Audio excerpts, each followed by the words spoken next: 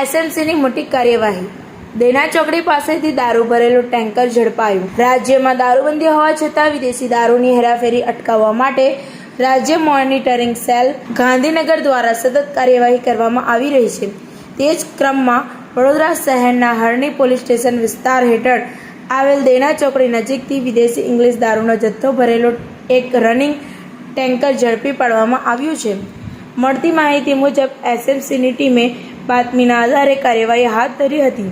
તપાસ દરમિયાન ટેન્કરની અંદર ખાસ પ્રકારની ગુફા બનાવી તેમાં વિદેશી દારૂનો મોટો જથ્થો છુપાવીને લઈ જવામાં આવતો હોવાનું બહાર આવ્યું હતું। પોલીસે ટેન્કરમાંથી મોટી માત્રામાં વિદેશી દારૂનો જથ્થો કબજે કર્યો હતો। આ કાર્યવાહી દરમિયાન ટેન્કર સહિત કુલ અંદાજિત ₹89,87,024ના મુદ્દામાલ સાથે ગુનો નોંધવામાં આવ્યો છે। એસએમસીની ટીમે ટેન્કર ચાલકની અટકાયત કરી તેની પૂછપરછ હાથ ધરી છે।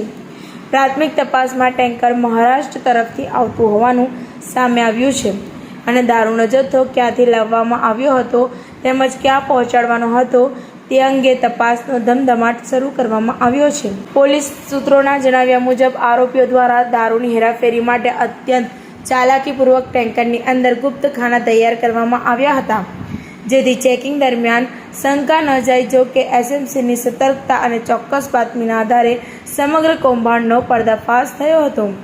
આ સમગ્ર મામલે હરણી પોલીસ સ્ટેશનમાં ગુનો દાખલ કરી વધુ તપાસ હાથ ધરવામાં આવી છે। પોલીસ હવે આ દારૂની હેરાફેરી પાછળ સંકળાયેલા અન્ય શખ્સો, સપ્લાય ચેઇન અને નેટવર્ક સુધી પહોંચવા માટે તપાસ આગળ ધપાવી રહી છે।